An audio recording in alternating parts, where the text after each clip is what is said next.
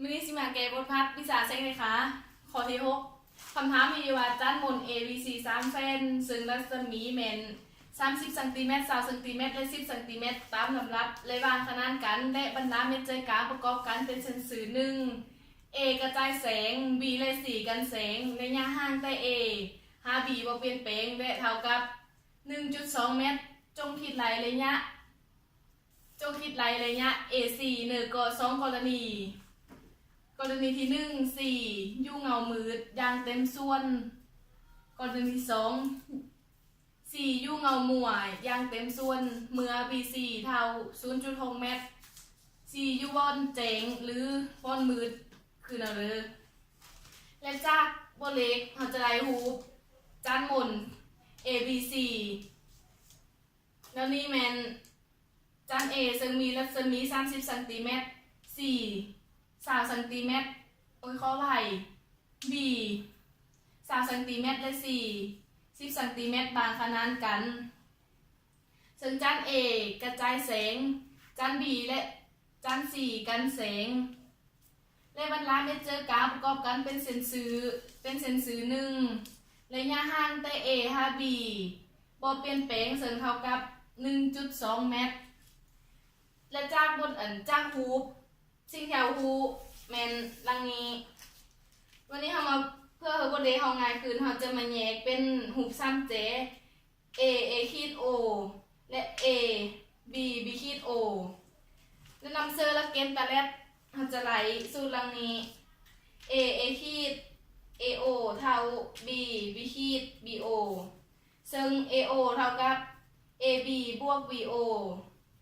AO เท่ากับ130บวก VO จะไหลมาแทนค่า A ขีด A ขีดส่วน130บวก VO เท่า B ขีดส่วน VO จะไหล30ส่วน130บวก VO เท่ากับ20บวก VO จะเท่ากับ30 BO เท่า20คูณ130บวก BO เท่ากับ30 BO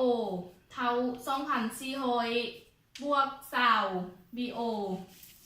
จากนั้นเราจะย้ายบวก20 BO มาเป็นจะมาเป็นลบ20 BO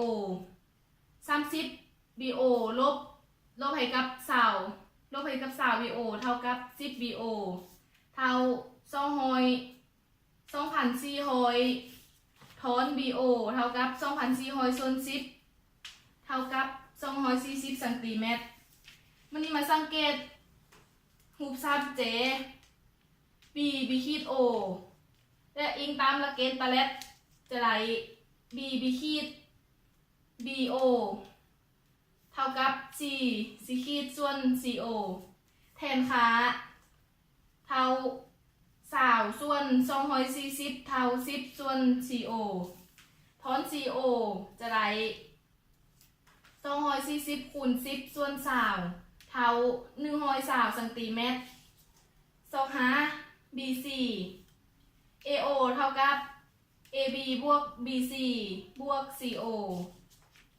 เท่ากับ BC